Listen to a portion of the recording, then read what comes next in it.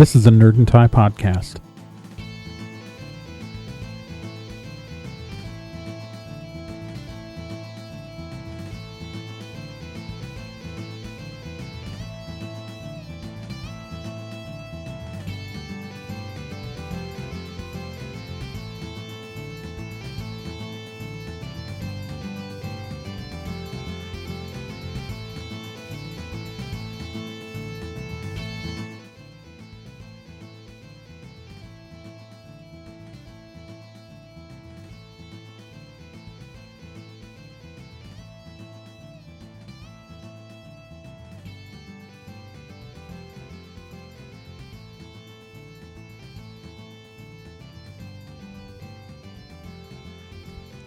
Welcome to Bullshit-Free Witchcraft, your monthly witchcraft podcast, minus the usual bullshit. I'm your host, Trae, and we're here back for another month.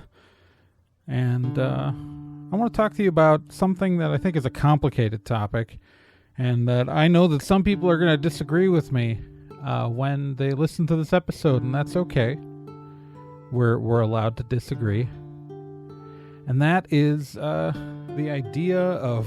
Well, frankly, a lot of the consumerism in witchcraft and the commercialization of witchcraft and how it's kind of okay here. It's I think the before I dig into everything, my philosophy is thus: store-bought is fine, handmade is better.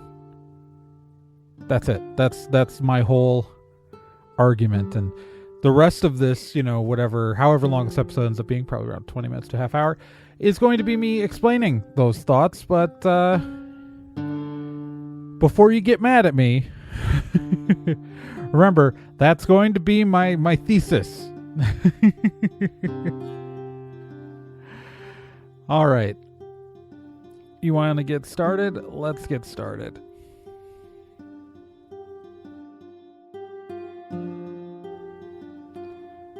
Let's start out at probably a more controversial moment. This is actually one of the situations that inspired me to make this podcast to begin with, but it was kind of out of the news before I was ready to launch, because we launched at the end of September in 2018. But at the beginning of that month, there was a big freak out in the witchcraft community about, in September of 2018, late August 2018, that Sephora was going to start selling a witch kit. Now, this is far from the first time anybody announced that they're going to be selling a witch kit. It will not be the last, and frankly, you can go find a bunch of different witch kits online right now, but Sephora was going to have it in regular mall stores that anyone could go to. And now, the whole freak out about this, first off, there's multiple things. First off, a bunch of Wiccans got mad because they were selling their religion like commercially. Well, first off, not all witchcraft is Wicca. And this is a Wiccan telling other Wiccans that not all witchcraft is Wicca. Secondly, every other religion's been mainstreamed to death like this. I mean, religious witches, if you want to be taken as seriously as Christianity in this country, you got to remember that there's the commercialization and whole industry around their religion is just bonkers banana pants. You just haven't noticed it because it's kind of endemic to the culture. But at least here in the United States, I always forget this is like there's a potential international audience for this show, but I'm very much speaking from a U.S. perspective, which is probably applicable in many other Western countries in regards to witchcraft. Again, not in regards to everything, because every country has a different point of view. Culturally, anyways. This sort of commercialization has been going on with witchcraft, though, for a long time. I mean, this is like... So the Sephora Witch Kit had a tarot deck in it, some essential oils, I think some white sage, and maybe a couple other things. Not really anything that you wouldn't see in the Pyramid Collection. You know what I mean? And if you don't know what the Pyramid Collection is, you must be young. because it's I think it's still around. I assume it's still around. I don't get mail order catalogs for it anymore.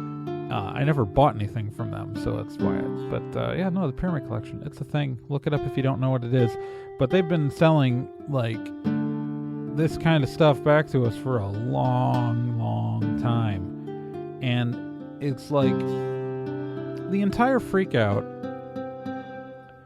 really reminded me of the same kind of stuff that I saw in the 90s, where people were freaking out about Hot Topic mall witches in the 90s. People have been trying to make a quick buck off the modern witchcraft movement since there was a modern witchcraft movement.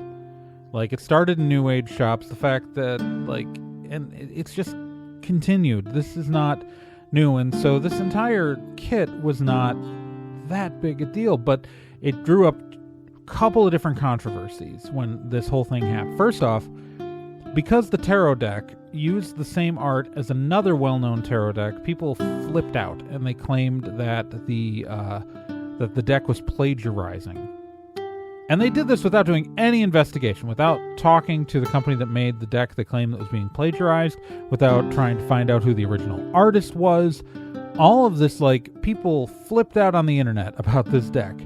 And anyone who spent like 5 minutes, like I spent 5 minutes looking into it, and the deck was clearly not plagiarized. Was it using the same artwork you found in another deck? Of course it was. It was also using the same artwork found in the original artist deck, which I can't remember her name, but she was a Russian artist. But we looked it up.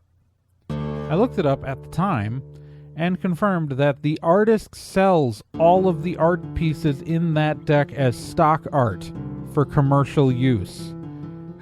So, like, all they did, they legally purchased the art. It wasn't expensive, so they made a tarot deck using legally purchased stock art. But everyone's freaking out about this tarot deck, or they were back in 2018, and it was nuts. It was nuts. Also, people started to talk about the White Sage as though, without any verification that it had been, they claimed it wasn't ethically sourced without ever looking into it. And this is, again, guys, we need to teach you to do 5 minutes of research. You need to look up everything before you start reposting it. It turns out that the White Sage that was supposed to be in the kit was ethically harvested. Like, so the contents of the kit, people were lying about where it came from and the problems with it, and you'll see things passed around, and there are people who still believe that the tarot deck was plagiarized. But with all this negative backlash, there was the entire kit got canceled. Pinrose, the company that was making it, canceled the kit. It was not released, and everything quieted down. But this entire thing happened from this outrage. And a lot of the outrage I saw were people who were angry that witchcraft is being commercialized. And again, as I said earlier, that's always been a thing. Like, Gerald Gardner was out there selling books, y'all. Like, commercializing witchcraft has always been a thing because, I don't know if you noticed it, but most of our traditions and crafts, we use supplies, right? Like, if you're not buying it from them, okay, so, like, some people can grow their own herbs in an herb garden, which is flippin' awesome, but you bought the seeds somewhere, probably. I mean, some people might have gotten, plants from people who already had it in charity, but most people who have an herb garden either bought the seeds or bought the plants. That's commercialization right there. If you don't have an herb garden, you're buying, just because your spell components came out of the spice aisle in the grocery store doesn't make them any less commercially purchased than if they were in a pre-prepared kit. And so people freaking out about this was just insane to me, because accessible witchcraft kits like this, yes, it's going to lead to a bunch of people picking it up, playing around, trying it, and putting it down and forgetting about it. And that's fine. Like, that's that's a natural part of life. I did a whole episode about why that's fine. Go back one episode and find out why that's okay, by my opinion.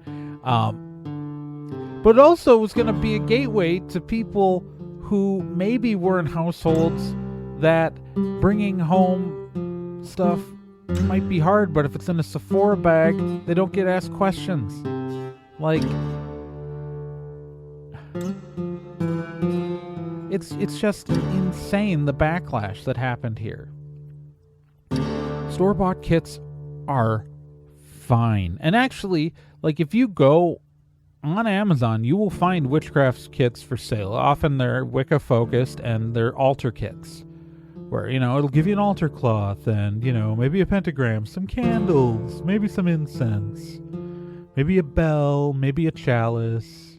Like, and if that's your start, if that's your way in, that's okay too. Like, the commercialization is not the problem. The problem is we're all scared of the commercialization. But the fact is that, like, if Sephora had been selling this kit, it would have been a nice, wonderful introduction to a lot of people. And it just feels exclusionary. Like, what's wrong with that tarot deck? Like, if someone bought, like, okay, so obviously there's cultural appropriation issues with smudging, right? But anyone can smoke cleanse, and as long as the white sage was ethically sourced, it would have been fine, right? Obviously, if it hadn't been ethically sourced, it shouldn't have been, but it wouldn't have been fine. But, like, as long as the material components are ethically sourced and ethically purchased, then, like, where's the problem? And how is this? Why do people freak out about this instead, and don't freak out about these witch kits where you see a whole altar kit for sale, and half of that is cheaply made in China, probably not under the best conditions, and, you know, like, why is that okay? But this wasn't, and I think it's because it was in these mainstream shops focused at young women, and I don't know.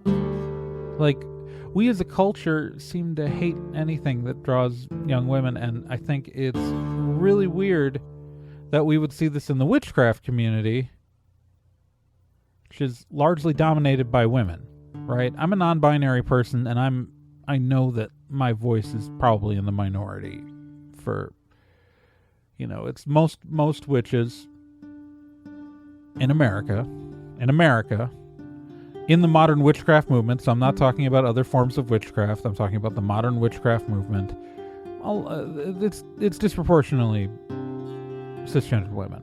Like, it attracts other people too, but, like, that's what you end up running into. And I don't know. Is it because it was young people?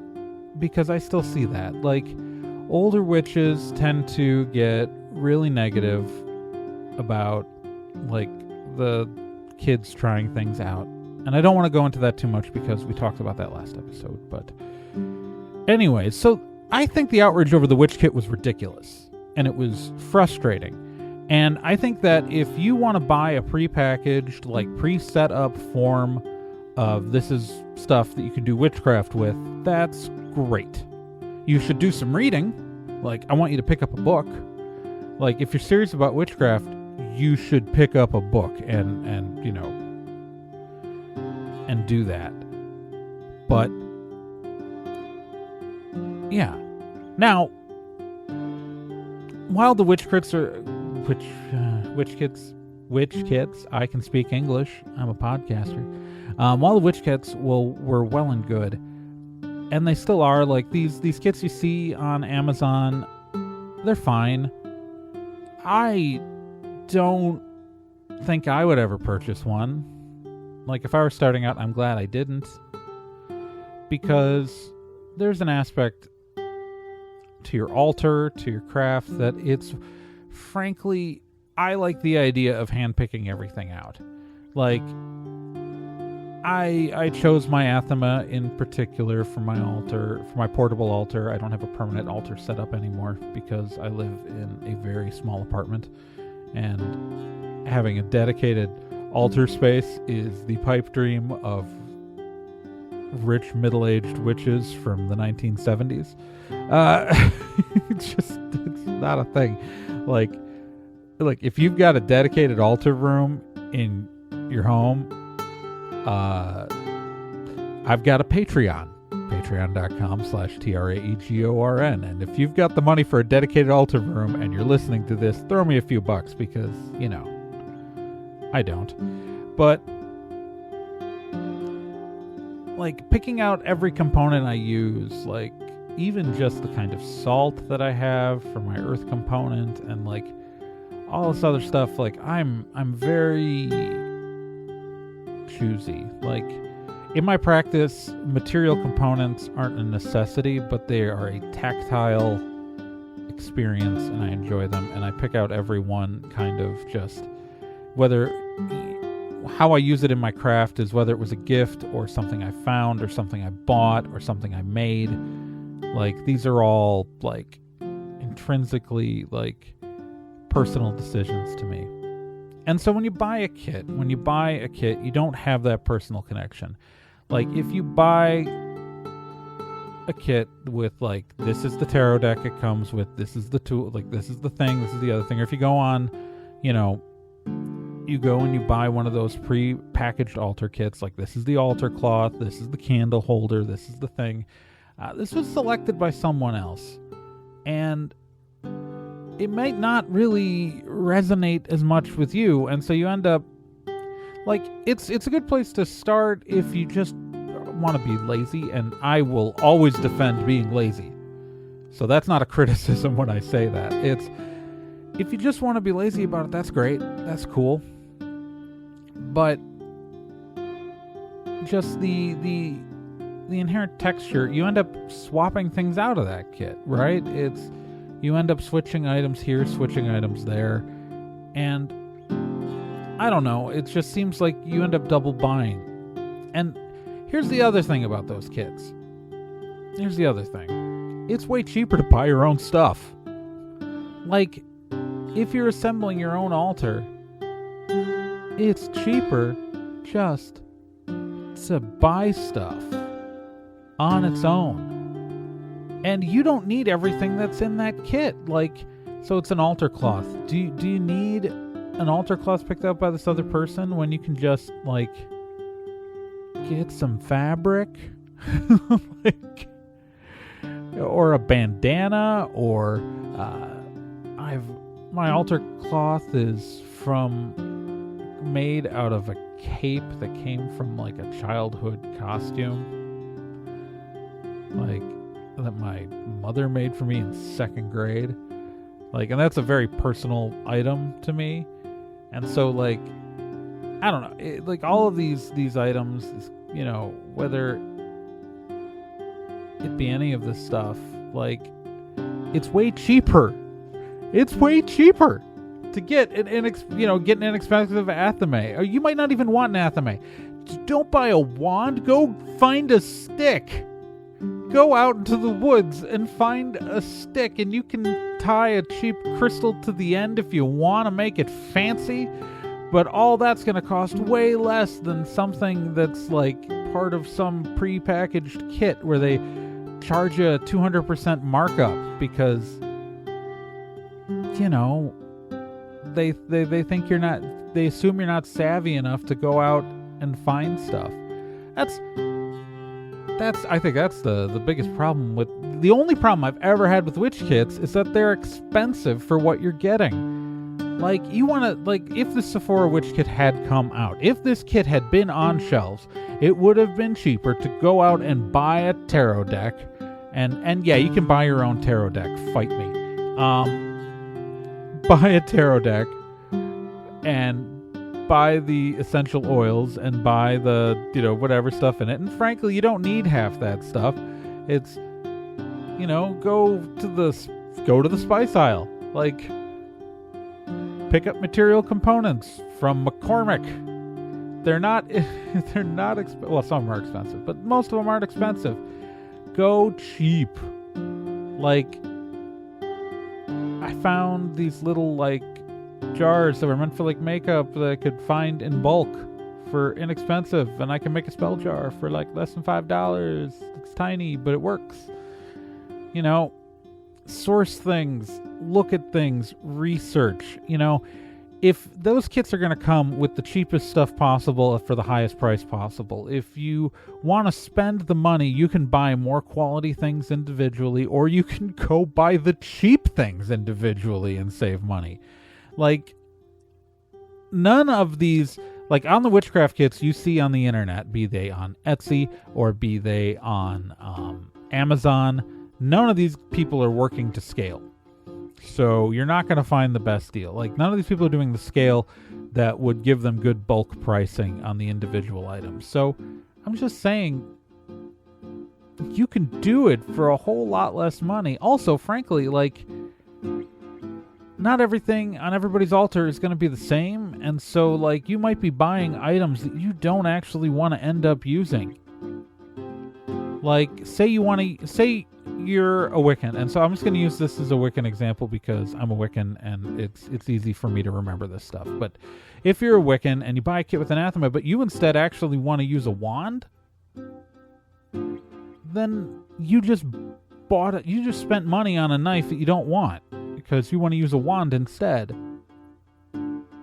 Like, you gotta keep track of this stuff. Look at this stuff. Think about this stuff. Individually sourcing items is way, way cheaper. And things you make yourself, like, I don't never spend money on a wand unless you're buying stuff for the tip. Go out, go into the woods, find a branch. Find a fallen branch, cut off a part of it, make a wand. Like, and frankly, if you're looking at wands, just, you know, the personal connection to something that was put before you in the universe, to me, that feels way stronger than, you know, something that I bought off of eBay. I don't know. I'm kind of rambling here. The important thing to think about, though, is that just because it's cheaper and it's more personal to personally, but we fetishize authenticity in the witchcraft movement. We fetishize the idea that everything's got to be like, this is like handcrafted and ancient and it came down through this family line, or I was in the grove and the goddess spoke to me and revealed herself when the tree branch fell on my head, and then I carved this handcrafted complex wand from it. Like, we fetishize that shit. Like, let's not kid ourselves. Like, and if you find joy in that kind of experience, I will not criticize you for it, because guess what? It's really neat. Like, when you need this thing for your spell, and then it just happens to come through your life, and like, that's the perfect component, and like, it's a wonderful feeling. It is. But you know what?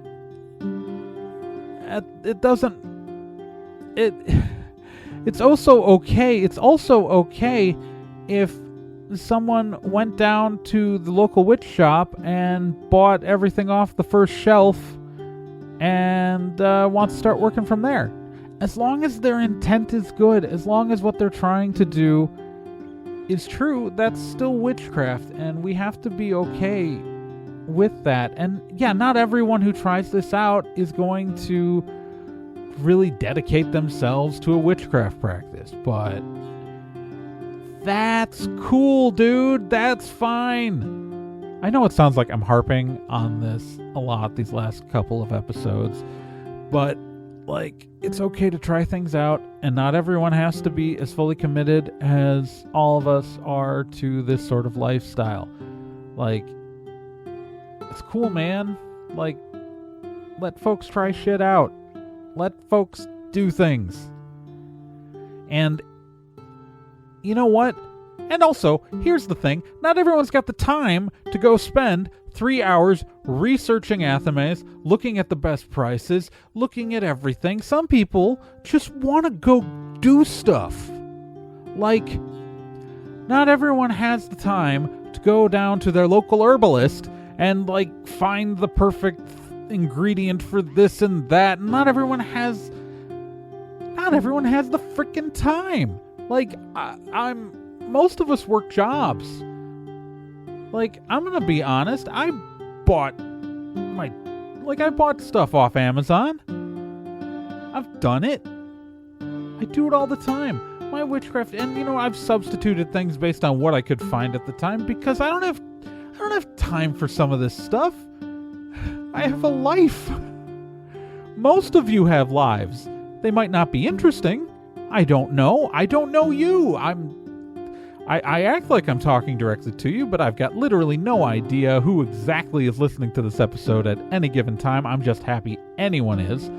But, like, the search for the authentic, this weird hipster impulse in so much of the witchcraft movement, like, this search for the perfect aesthetic, perfect thing, like, some people just don't have time, and if buying a kit gets them everything they need, and they just had to, like, look for 2 seconds and click purchase on Amazon, let them do it, and don't get mad about it. Like, do I think there are more cost-effective ways? Yes. Do I think that down the road you might want to replace some of the stuff in that kit because, like, there's better stuff out there for you? Sure. But if you are a witch and you have picked up some books and you go, oh my God, I want to try this stuff out. I don't have any of this stuff it's asking me to try it out with. And mind you, in my opinion, everything's substitutable. So, like, go ahead and, like, substitute stuff. But if you want to try it out the direct way first and, like, you don't feel like digging through, like, 20 things, it's okay to go Google altar kit and find a kit for $40 that has everything you want in it and buy it and get it prime delivery in 2 days and just start doing stuff. Go for it. I mean, why not? Why do we have to crawl up our own ass about authenticity? Like, So yeah, store-bought is fine. Homemade is better. But you can't beat the convenience. I can make a better burger than Wendy's. But I worked for 8 hours. They'll make it for me.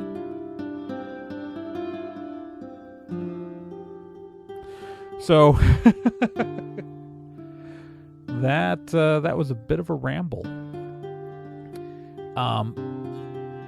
We're going to wrap up this episode with just a reminder that as I record this, I am still looking for your feedback. I want to do, for the next episode, I want to do a feedback episode. Like, I want to answer your questions and talk to you about the stuff that you want to talk about. We've been doing the show for most of a year, and I want to know your thoughts. I want to know your feelings. I want to know what you're doing. I got we have some good messages and some good questions have already come in, but I want more. And so I want to know what you think. And so the next episode is going to effectively be a Q&A. And I need your Q's from me to A. So if you'd like me to answer your questions, what you can do is you can go to bsfreewitchcraft.trhonline.com/contact. And there's a contact form there. And if you fill that out, that'll email me.